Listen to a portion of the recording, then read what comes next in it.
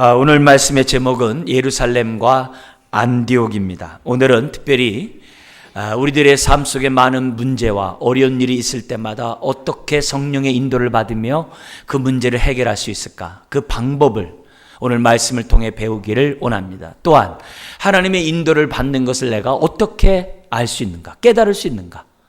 오늘 말씀에 따라서 나와 함께하는 성령님을 분별할 수 있다고 한다면 그만큼 우리는 이 땅에 살아가면서 성령의 인도를 받는 저와 여러분들이 될 것입니다.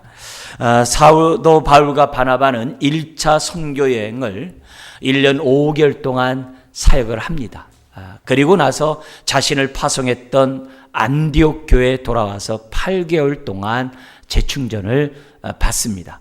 그런데 안디옥에서 이 사역을 하는 있는 동안에 예루살렘으로부터 어떤 사람들이 내려와서 바울과 바나바가 그동안 가르쳤던 복음과는 다른 복음을 전하는 겁니다.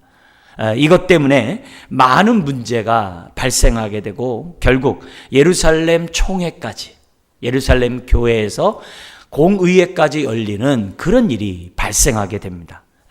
그 사건의 그 배경과 그 진행 상황이 기록된 것이 바로 오늘 본문의 내용입니다. 이런 문제를 오늘 사도행전 15장의 모습을 보면서 교회의 문제들을 성령님이 어떻게 해결했는지 우린 볼 수 있어요. 근데 이것이 교회 문제만이 아니라 오늘 저와 여러분들의 삶의 문제에도 동일하게 적용된다는 것을 오늘 우리들이 깨닫고 성령의 인도를 받는 저와 여러분들이 되어야 될 줄 믿습니다. 자, 그런 가운데 먼저 1절부터 5절에 보면 교회 안에 어떤 갈등, 어떤 난제, 문제가 생겼는지 잠깐 보겠습니다. 1절 같이 한번 읽겠습니다. 어떤 사람들이 유대로부터 내려와서 형제들을 가르치되 너희가 모세의 법대로 할례를 받지 아니하면 능히 구원을 받지 못하리라 하니. 여러분, 모세의 법대로 할례를 받지 아니하면, 지금 안디옥 교회가 어떤 교회입니까? 유대인들이 이방인에게 복음을 비로소 전함으로 그리스도인이라는 그 말을 들었던 교회예요.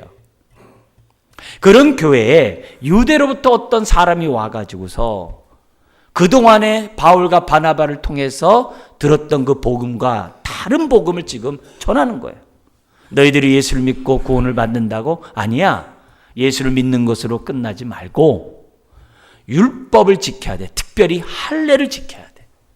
여러분, 유대인들이 예수님을 믿고 기독교인이 됐을 때는 그들의 삶 속에서 그동안에 지켜왔던 율법을 계속 지켜나갈 수 있었어요.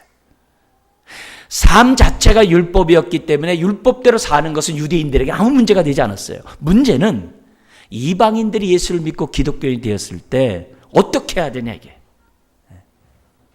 많은 유대인들이 이방인들의 예수를 믿어도 유대인처럼 율법을 지켜야 한다는 것이 그 당시의 분위기였어요. 그러니까 예루살렘에서부터 사람이 내려와 가지고 지금 바울과 바나바가 사역하고 있는 이 안디옥 교회에 와서 지금 다른 복음을 전했던 거예요. 그러니까 2절에 바울과 바나바와 다투지 않을 수가 없는 거죠. 그래서 바나바 및 바울 및 바나바와 그들 사이에 적지 아니한 다툼과 변론이 생겨나게 된 거죠. 당연하죠. 왜냐하면 바울과 바나바가 전했던 복음은 예수 그리스도를 믿음으로 사람이 구원을 받지 율법이나 선행을 통해서 구원을 받지 않는다라고 바울이 깨달았고 그 깨달은 복음을 전했거든요. 과거의 바울은 바리새인 중에 바리새인이었어요. 율법으로 말하면 연장자보다도 정말 의로울 정도로 흠이 없을 정도로 열정인 사람이었어요. 그러나 그랬던 자신에게 누구보다도 하나님을 사랑하고 경외하고 말씀대로 살았던 자신에게 구원의 복음이 정말 제외됐다는 사실을 바울은 깨닫게 돼요. 그래서 그 전에 자기가 믿고 의지하고 붙잡았던 그 모든 것을 배설물로 여겼던 사람이 사도 바울이었어요. 그런 바울이 복음을 전할 때 지금 예수 믿을 뿐만 아니라 율법을 지켜야 되고 할례를 지켜야 한다고 전하겠습니까? 그렇지 않죠. 그렇게 전하는 사람을 가만 내비두겠어요? 구원의 문제인데. 여기 나온 것처럼 다툼과 변론이 나타나지 않을 수가 없는 거죠. 이런 문제는 안디옥 교회만 문제가 아니라 바울이 1차, 2차, 3차 선교 여행을 했던, 바울이 순교하는 그때까지 끊임없이 논란이 됐던 주제이기도 했어요. 무엇보다도 1차 선교 여행을 갔다 왔던 그 지역에서도 이런 가르침으로, 다른 복음을 들음으로 예수의 자신들이 전한 그 복음을 버리는 사람들이 있었어요. 그래서 쓴 것이 갈라디아서예요. 그 갈라디아서 5장 2절에 보면 이런 말씀이 있어요. 무슨 말씀이냐면은, 나 바울이 말한다. 만일 너희가 할례를 받으면 그리스도가 너희와 아무 상관이 없다 그래요. 아마 안디옥 교회에 와가지고서 다른 복음을 전하는 사람에게 똑같은 말을 했을 거예요. 그래서 무슨 말이냐면, 그리스도 예수 안에는 할례나 무할례가 효력이 없대. 사랑으로서 역사하는 오직 믿음뿐이라. 그게 갈라디아서 5장 2절이에요. 그러니까 이 말씀을 지금 안디옥 교회까지 와서 말하고 있는, 율법을 지켜야 하는 사람에게 말씀을 했겠죠. 그러니까 이런 문제 때문에 그 안디옥 교회에 와서 말했던 사람과 그 다툼으로 해결이 되지 않는 거예요. 그리고 이런 사람이 너무 많은 거예요. 그러니까 안디옥 교회가, 바울과 바나바가 있기 때문에 안디옥 교회는 흔들리지 않겠죠. 그리고 안디옥 교회에서 율법을 지켜야 하는 그 사람이 어쩌면 동의하지 않았는지 몰라요. 계속 아니라고 우겼는지 몰라요. 그러니까 이 문제를 해결하기 위해서 안디옥 교회가 바나바와 바울과 및 몇 사람을 이 문제를 해결하기 위해서 예루살렘으로 파송을 하는 거예요. 그래서 예루살렘 교회에서 회의가 열려가지고 이 문제를 해결해 달라고 사람을 보내는 장면이 2절에 기록되어 있는 거예요.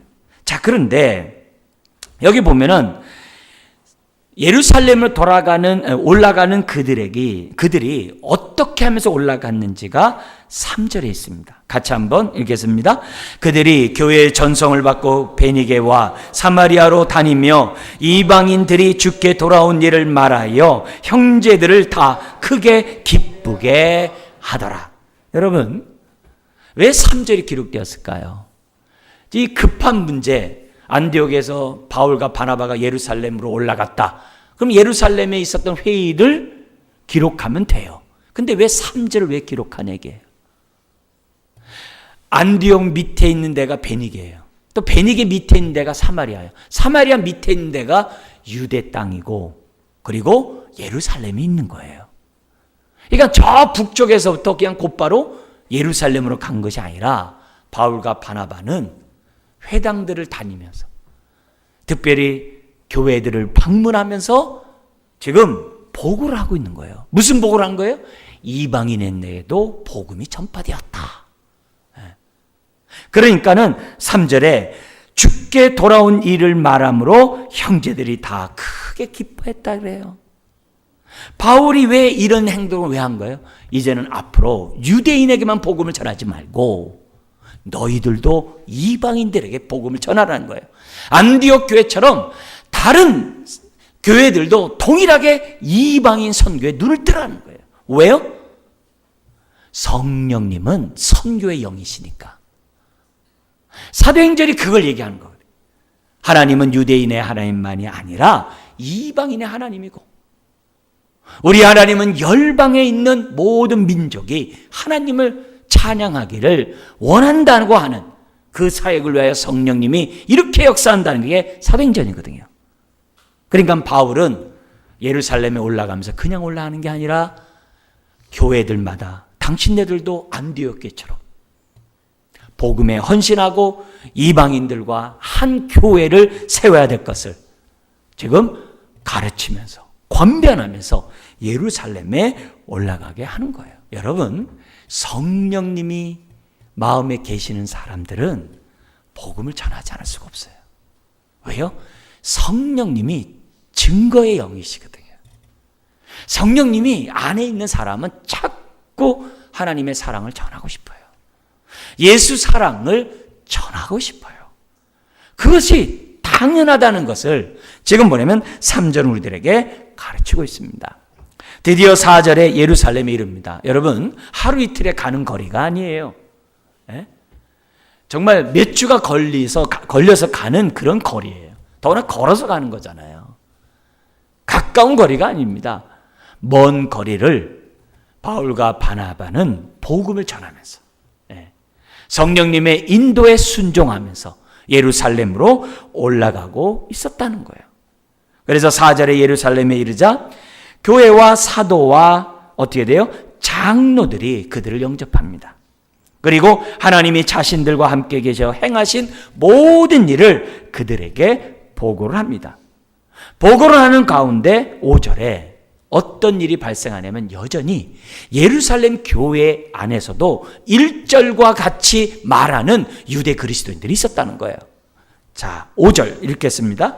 바리새파 중에 어떤 믿는 사람들이 일어나 말하되 이방인에게 할례를 행하고 모세 율법을 지키라 명하는 것이 마땅하다 하니라. 그러니까 안디옥에 온 사람의 생각은 지금 뭐예요? 예루살렘 교회의 많은 사람의 생각이기도 한다는 거예요.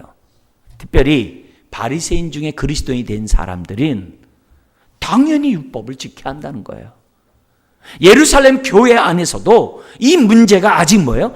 해결되지 않는 가운데 있었다는 거예요. 여러분, 이 문제가 예루살렘 교회 안에서도 해결되지 않았던 이유는 다른 게 아니에요. 만약에 율법을 지키지 않는다라고 예루살렘 교회가 결정하는 순간에 이스라엘 땅 안에서도 기독교인들은, 유대 그리스도인들은, 베드로 같은 유대 그리스도인들은 발붙일 수가 없어요. 그건 큰 문제가 돼요.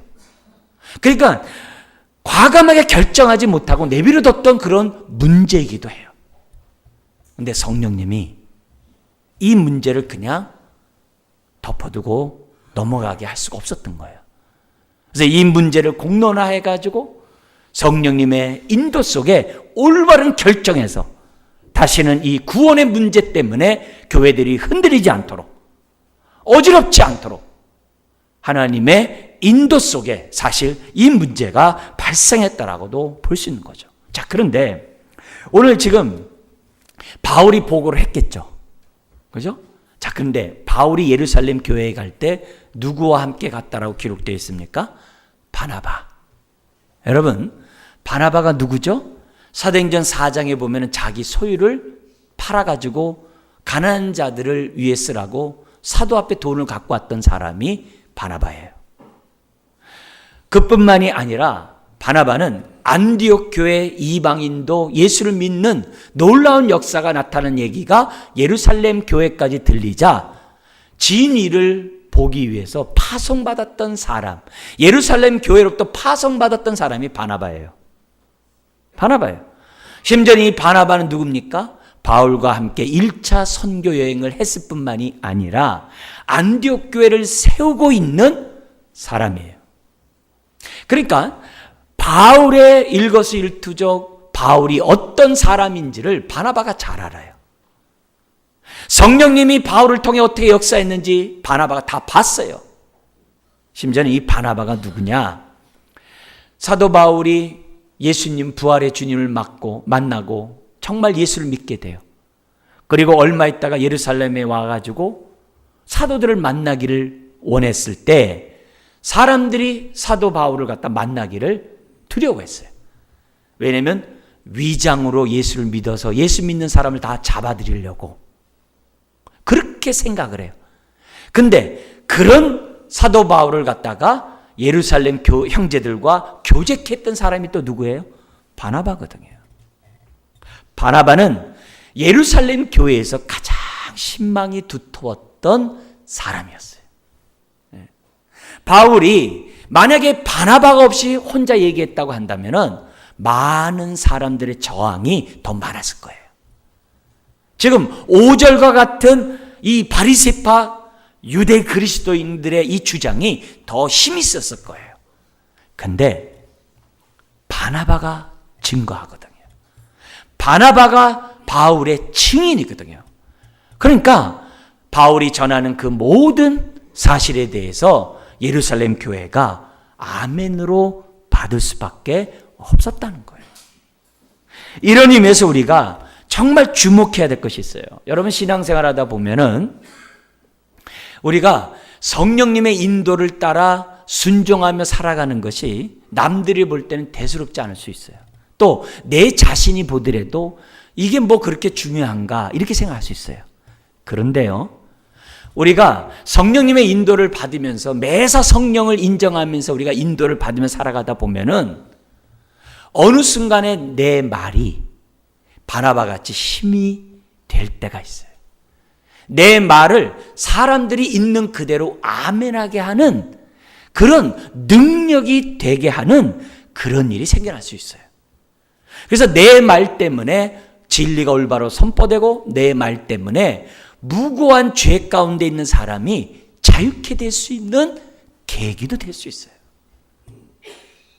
그만큼 내가 성령의 인도를 받으면서 진실하게 성실하게 살아가는 그것은 다른 사람들에게 도움이 될 수 있는 내 삶이 될 수도 있어요. 뿐만 아니라 내가 하나님의 인도를 받으면서 신실하게 살았던 내 삶이 때로는 나를 통하여 하나님의 구원의 역사, 크신 역사를 이루는데 내가 도구가 될 수 있다는 사실을 바나바를 통해 우리들이 배울 수가 있어요.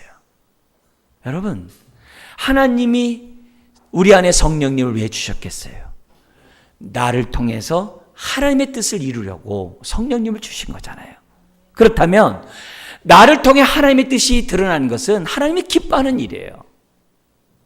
우리가 이름도 없이 빛도 없이 남들이 알아주지 않는 그런 삶을 살아간다 하더라도 성령님에 따라 우리가 충실하게 신실하게 살아가면 하나님이 나를 통해 주의 뜻을 이룰 수도 있고 때로는 나의 입을 통해 나의 증인을 통해 다른 사람이 살아날 수도 있는 거예요. 이것이 우리들끼리 모여있을 때는 잘 모를 수 있습니다만 다른 지역에 가거나 외국에 갔을 때 많은 중차대한 많은 문제들 속에서 사람과의 관계에서 우리들의 말이 다른 사람을 능히 살릴 수도 있고 도와줄 수도 있다는 사실을 이해서는 안 돼요. 여러분, 그런 의미에서 우리는 바나바와 같이 성령님을 인정하고 인도함을 받는 그런 신실한 사람이 돼야 돼요. 내가 이런 삶이 남이 안 알아줄 수 있어요. 그렇지만 이런 인생을 하나님은 외면하지 않으세요. 반드시 사용하시고 이런 인생을 통해 구원할 뿐만 아니라 다른 사람의 무고함을 풀어줄 수도 있고 다른 사람을 신뢰할 수 있도록 도와줄 수 있는 역할을 한다는 것을 바나바가 우리들에게 교훈하고 있어요. 자, 이런 모습 속에서 교회는 둘로 나누게 됐어요. 사도행전 6장의 구제 문제 때문에 교회가 둘로 나눠질 뻔했죠. 그죠? 거기 유대인 중에 그리스도인들 중에 두 종류가 있었어요. 하나는 본토 유대인이 있었고 외국에서 태어난 유대인이 있었어요. 근데 본토 유대인의 과부들은 돌봄을 잘 받고 있는데 구제비를 잘 받고 있는데 저 외국에서 태어난 유대 그리스도인들의 과부는 제대로 돌봄을 못 보는 거예요. 그래서 교회가 둘로 나누게 됐고 교회가 다툼 속에 나누게 되는 위험에 빠지게 됐어요. 그때 성령님이 그 문제를 정말 사도들은 정말 말씀과 기도에 전무하게 하고 7 집사를 뽑게 함으로 교회의 문제가 해결되고 교회가 더욱더 든든하게 세워지지 않았습니까? 근데 오늘 이 15장에 나타난 이 사건은요, 구제 문제에 비하면 정말 구제는 여기에 아무것도 아니에요. 이 문제는 구원에 관한 문제예요. 구원에 관한 문제예요. 이 문제 때문에 그리스도인들 안에서도 둘로 나눠질 수 있는 굉장히 위험스러운 상황이 벌어졌던 거예요. 자, 그런데 성령님께서 이 문제를 해결하세요. 오늘 이 성령님께서 해결하신 이 방법이 오늘 우리들에게 교훈이 돼야 돼요. 우리의 삶 속에서도 많은 난제와 어려움과 힘든 일을 만날 때마다 어떤 중대한 일을 결정할 때마다 성령님의 인도함에 따라서 우리들이 결정해야 되는데, 오늘 이 말씀이 여러분에게 생명의 말씀 되길 다시 한번 주의 이름으로 축원합니다. 그러면서 내가 어떤 일을 결정했을 때 정말 하나님이 나와 함께하는 임재 속에서 결정한 것인지 어떻게 할 수 있느냐, 오늘 이 말씀이 그 가르침을 줘요. 그래서 첫 번째, 우리가 성령님의 인도하심을 첫 번째 어디서 보냐면 베드로의 변론에서 성령님이 어떻게 인도하시는지를 첫 번째 배울 수 있어요. 6절 7절에 지금 사람들이 다 많은 얘기들을 합니다. 많은 변론이 있는 가운데 베드로가 일어나서 말을 해요. 거의 결론이죠. 말을 합니다. 뭐라고 얘기하냐면은 7절에 이렇게 얘기합니다. 형제들아, 너희도 알거니와 하나님의 이방인들로 내 입에서, 베드로 내 입에서 복음의 말씀을 들어 믿게 하시려고 오래전부터 너희 가운데서 나를 택하시고, 8절 또 뭐라 그럽니까? 또 마음을 아시는 하나님이 우리에게와 같이 그들에게도, 이방인에게도 성령을 주어 증언하시고, 11절 우리 같이 한번 읽어볼까요? 믿음으로 그들의 마음을 깨끗이 하사 그들이나 우리나 차별하지 아니하셨느니라. 여러분, 이게 뭐예요? 지금 베드로가 일어나서 한 말은 지금 사도행전 9장, 10장, 11장의 사건을 지금 요약한 거예요. 9장, 10장, 11절에 어떤 사건이 있었어요? 로마 군인 백부장 고넬료 집안이 성령 받는 일이 발생을 해요. 그리고 그 성령 받은 그 사건을 예루살렘 교회에 와서 보고함으로 예루살렘 교회가 하나님을 찬양하는 그 사건이 11장에 기록되어 있어요. 지금 베드로의 말을 듣고 있는 그 자리에 참여하고 있는 사람들은 고넬료 사건을 다 알고 있어요. 다 알고 있어요. 더구나 그 고넬료는 가이사라 수도에 있던 백부장이었거든요. 그 사건은 이스라엘 전체의 큰 이슈였어요. 예루살렘 교회는 하나님께 영광을 돌리는 그런 사건이었어요. 다 알고 있어요. 지금 뭐냐면 베드로가 그 사건을 기억시키게 하는 거예요. 기억나게 하는 거예요. 나를 통해 이방인들이 복음을 듣고 그들로 하여금 믿어 구원케 한 것, 그리고 우리가 성령 받았듯이 그들도 성령 받은 거 당신들이 알지 않냐. 그들이 깨끗게 된 게 9절에 뭐라고 그래요? 믿음으로, 이렇게 돼 있잖아요. 율법이 지킴으로가 아니라, 할례를 받음이 아니라 믿음으로 그들의 마음을 깨끗이 하사. 유대인이나 이방이나 뭐가 없다고 그래요? 구원에는 차별이 없다는 것을 베드로가 고넬료를 통해 깨닫잖아요. 그래서 성령 받은 그들을 향해서 물세례까지 주잖아요. 차별이 없다는 거예요. 그들이 율법을 지켜서 아니라는 거죠.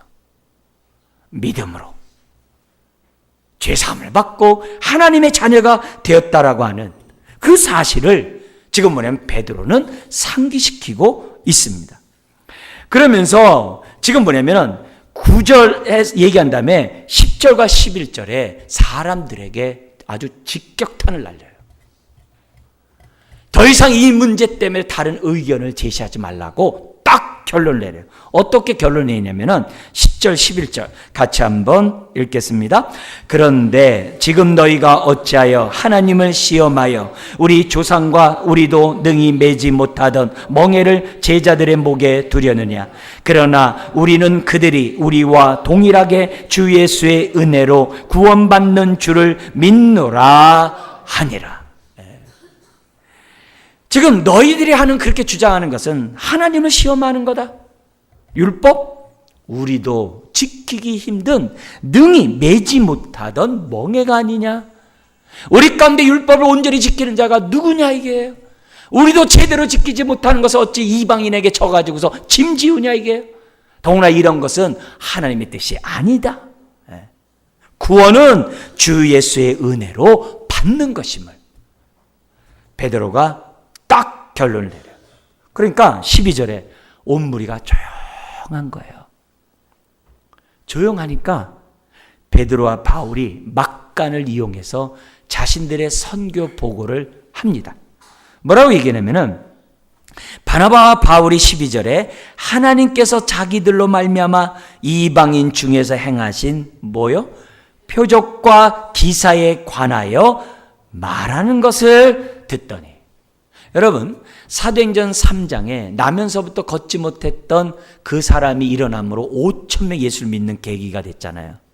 근데 지난주에 우리가 봤던 것처럼 바울이 터키 중부 지역 루스드라 지역에서 나면서부터 걷지 못했던 사람을 일으킴으로 신대접과 같은 대우를 받을 뻔했잖아요. 제우스와 허메가 왔다라고. 그죠? 그러니까 그 사건으로 얼마나 루스드라 지역에 시민의 반이 예수를 믿는 일이 생겨났거든요. 지금 그런 얘기를 지금 하고 있는 거예요.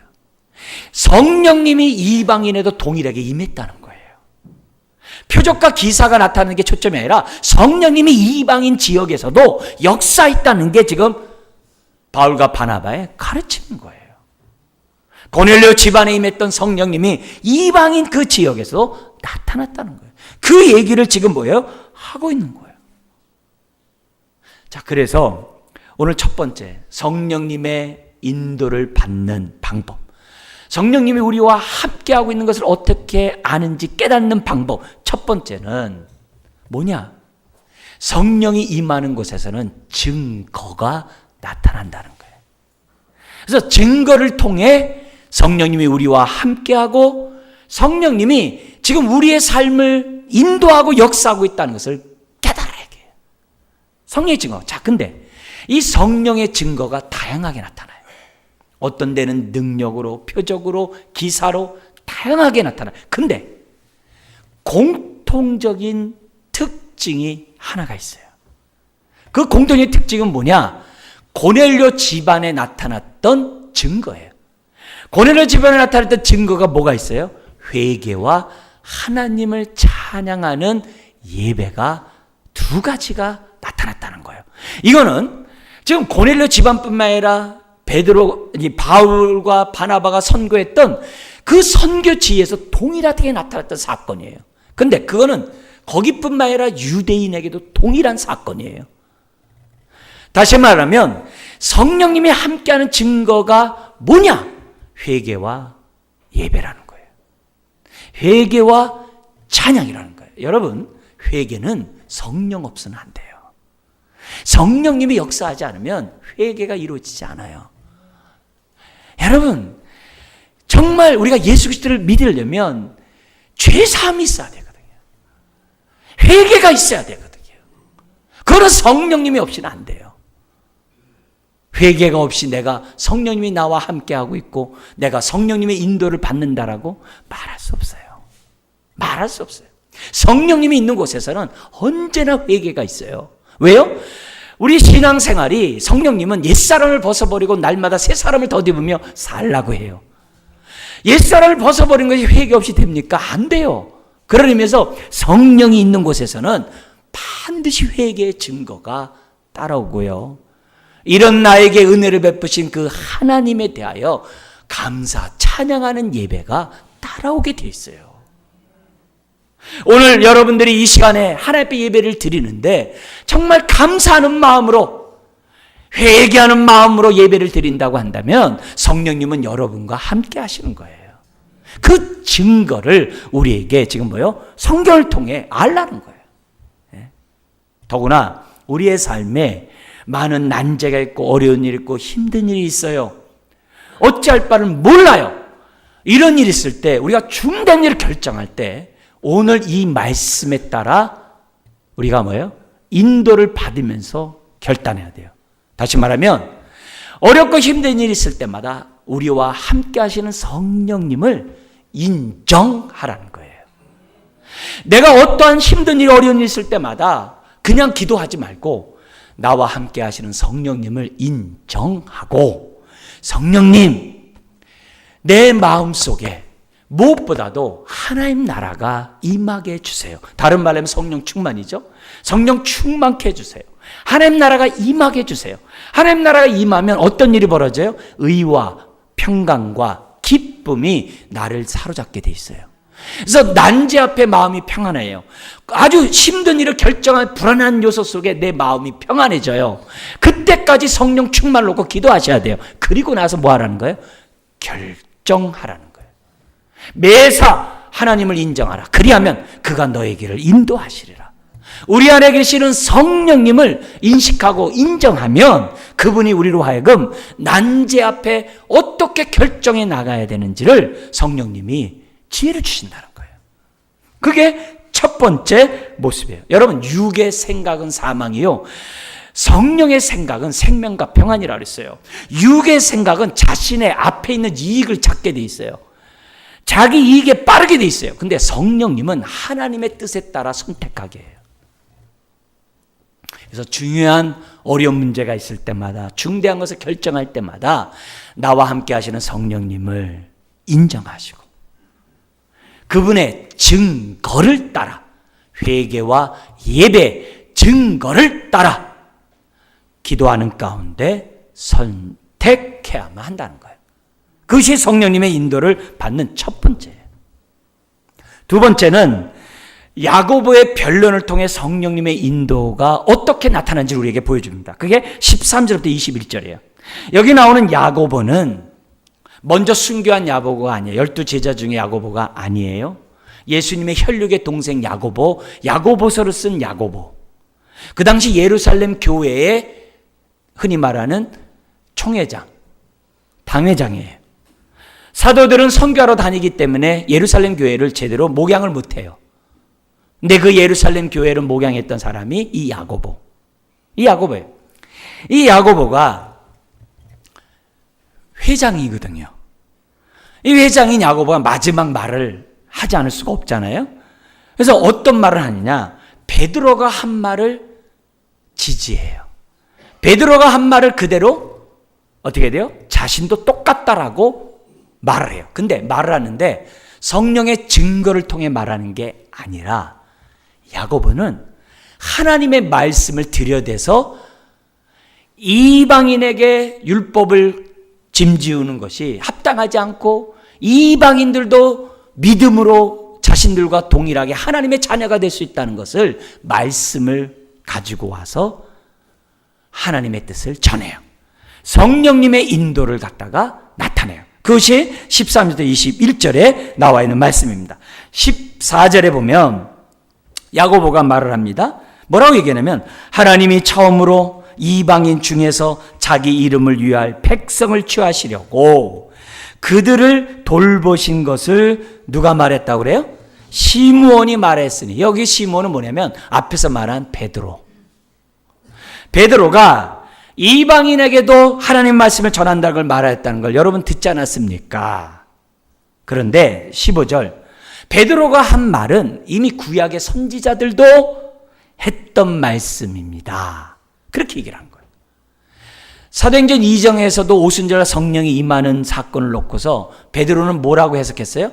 요엘서 예언의 말씀에 따라 성령님이 임했다라고 설명했잖아요. 똑같은 방식이에요.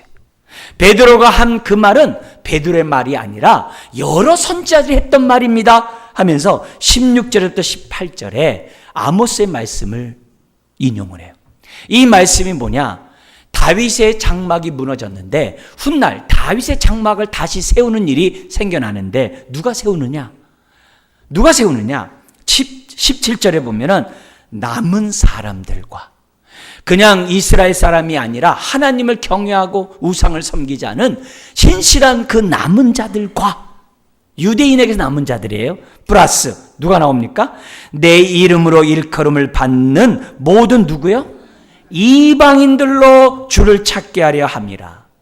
유대인의 남은 자들과 예수 그리스도를 믿는 이방인들이 연합해서 하나님의 나라를 세워간다는 그 예언의 말씀을, 아모스의 예언의 말씀을 지금 누구예요? 야고보가 지금 말씀하고 있다는 거예요. 그러면서 뭐라고 그러냐면은 19절 똑같이 베드로가 했던 그 말을 똑같이 얘기합니다. 19절에 그러므로 내 의견에는 이방인 중에서 하나님께로 돌아오는 자를 뭐하지 말고요? 괴롭게 하지 말고 율법을 지키라, 할례를 해라, 막 이렇게 괴롭게 하지 말라는 거예요. 유대인들에게서 할례는 안식일법보다 상위법이라고 그랬어요. 안식일에 아무것도 하지 말아야 되지만 8일째 할례를 할 때 그 8일이 안식일이면 할례를 했어요. 그만큼 할례는 옛 언약의 법이기 때문에 너무 중요한 법이었어요.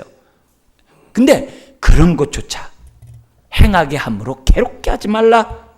그러면서 뭐냐면 다만 20절 21절 지금 회당에서 하나님의 율법이 낭독되고 있고 회당에는 이방인들도 있고 그러하니까 이방인 사람들에게는 20절만 요청하도록 하자. 구원을 받고 안 받고 문제가 아니에요.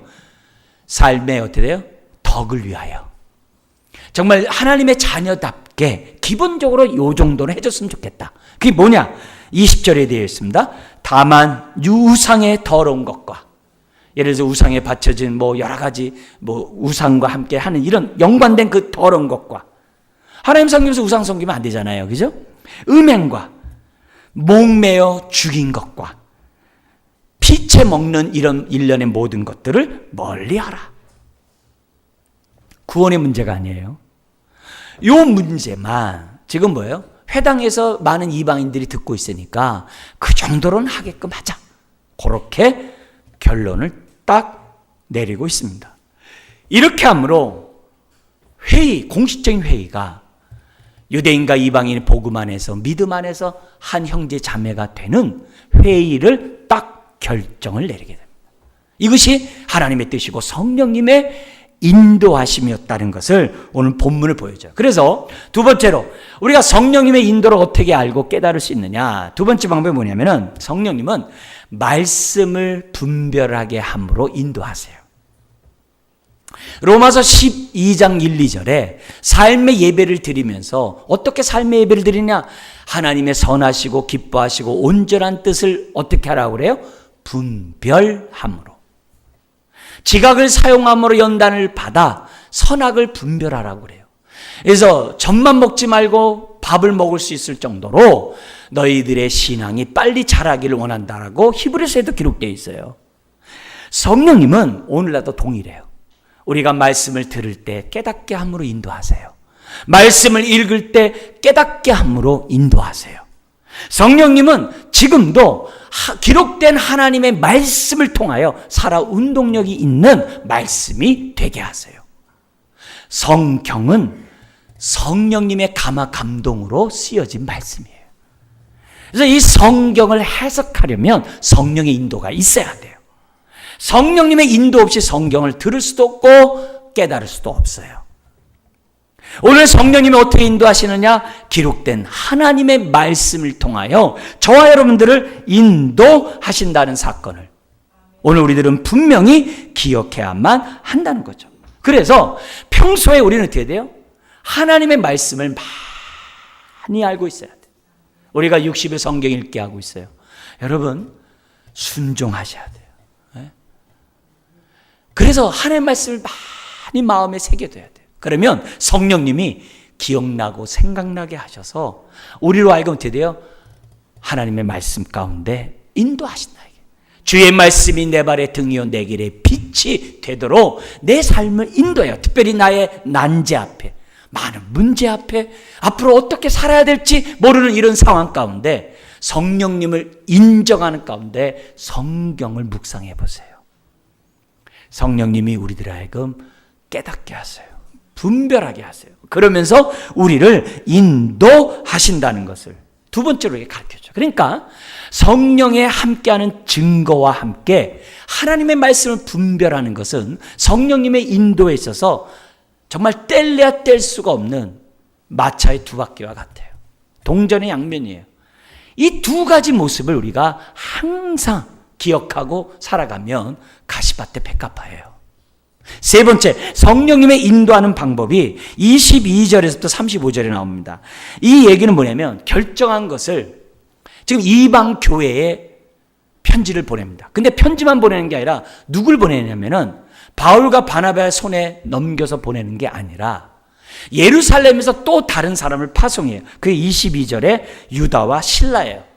이 가운데 이 실라는 바울이 2차 선교여행 유럽을 갈 때 함께 동행했던 선교사가 실라예요. 그러니까 이 사람이 바울과 함께하는 선교사가 돼요. 그래서 예루살렘 회의에서 결정한 그 사실을 편지에 담아가지고 지금 이방인 교회에 두 사람을 통해서 지금 보내는 겁니다.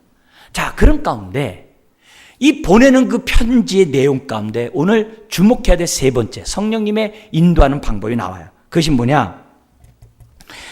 27절에서부터 28절 말씀입니다. 15장 27절 28절 같이 한번 읽겠습니다. 그리하여 유다와 실라를 보내니 그들도 이 일을 말로 전하리라. 성령과 우리는 이 요긴한 것들 외에는 아무 짐도 너희에게 지우지 아니하는 것이 옳은 줄 알았노니. 예수님 믿으면 된다는 거예요. 그리고 우상 제물고 이렇게 덧붙여서 이렇게 보냅니다. 자, 여기서 우리가 세 번째로 가져야 될 것은 뭐냐면 그 회의의 결과를 이렇게 얘기하지 않았어요. 예루살렘 회의의 결과가 이것입니다. 이렇게 얘기하지 않았어요. 뭐라고 했냐면 성령과 우리는 이라고 했어요. 이 말은 무슨 말이에요? 이런 결정이 정말 뭐예요? 예루살렘 그 교회 모든 사람이 동의했다는 거예요. 근데 그렇게 하도록 성령님이 어떻게 해야 돼요? 사람들의 마음을 감화감동 깨닫게 하셨다는 거예요. 그래서 오늘날 성령님은 뭐냐면 교회의 총회를 통해 하나님의 뜻을 결정하도록 성령님이 역사한다는 거예요. 우리 교회도 우리 총회에서 결정한 그 결정에 따라 교회가 순종하고 교회가 세워져 가고 있어요. 총회 결정을 따라가고 있어요.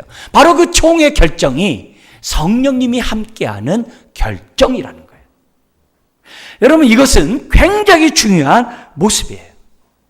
오늘 우리들이 개인적으로 결정할 수도 있어요. 그러나 교회 공동체가 결정한 것도 성령의 뜻이 된다는 것을 세 번째로 우리들에게 가르쳐주고 있다는 거예요. 그래서 성령님은 세 번째로 우리를 어떻게 인도하시느냐? 개인적으로 인도하는 것도 있지만 전체적으로는 교회 공동체가 성경적인 결정을 내리게 함으로 성령님이 교회를 이끌어 간다는 것을 세 번째로 우리들에게 가르쳐주고 있어요. 그래서 오늘 우리들이 신앙생활하면서 여러분들이 교회의 결정을 존중해야 돼요. 교회에는 당회가 있어요. 그리고 교회 위에 노회가 있어요. 노회 위에 총회가 있어요. 그 최종 마지막에 총회가 결정한 그 결정에 우리는 뭐예요? 따라가야 돼요. 네. 따라가야 돼요. 왜냐하면 그것이 성령님께서 교회를 이끌어가는 하나의 방편이기 때문에 그래요. 성령님의 인도는 오늘날도 동일해요. 여러분, 니케아 회의라든지 칼케돈 회의라든지 이런 회의를 통해서 중대한 결정을 해요. 예수님의 신성을 자꾸 부인하니까 니케아 회의에서 결정을 해요. 신성을 인정해요. 또 예수님 안에 참 하나님이요 참 인간이라는 것을 자꾸 사람들이 부인하니까 칼케톤 회의를 통해서 결정을 해요. 그게 오늘날 내려와요. 우리가 사도신경 고백해요. 그것도 뭐예요? 회의에서 결정한 것을 우리가 지금 하고 있는 거예요. 이런 회의가 오늘날도 계속 지속돼요. 여러분, 교회를 얘기할 때 성부 하나님과 입장에서 교회를 얘기할 때는 하나님의 자녀 백성들의 모임을 교회라고 그래요. 예수님의 입장에서 교회를 얘기할 때는 그리스도의 몸을 교회라고 그래요. 성령님의 입장에서 교회를 얘기할 때는 성령의 전을 교회라고 그래요. 우리는 지금 사도행전을 통해서 볼 때 성령께 초점을 두고 있어요. 그런 의미에서 교회의 주체는 성령님이에요. 우리 교회는 매사 성령님을 인정해야 돼요. 그러면 회개와 예배가 살아있어요. 그리고 하나님의 말씀을 통해 분별력이 살아나요. 또한 내 혼자만이 아니라 교회가 결정한 그 말씀들과 잘 연결하는 가운데 내 삶의 문제를 결정해 나가야 돼요. 여러분, 내 삶에 우리 교회만이 아니라 개인적으로도 어려운 일들이 많이 있을 때마다 오늘 이 세 번째 말씀을 기억했으면 좋겠어요. 성령과 나는 이렇게 결정하노라. 성령과 우리 가정은, 우리 교회는 이렇게 결정합니다. 그리고 그 말에 따라서 우리들이 순종하고 동의하고 나아갈 때 교회는 든든히 세워져 갑니다. 사랑하는 성도 여러분, 성령님은 오늘도 동일하게 인도하세요. 우리와 함께 하시는 가운데 역사하세요. 오늘 이 원리를 잘 생각하고 인도함을 받는 저와 여러분 되시길 주 여러분 축원합니다. 기도하겠습니다. 하나님 아버지,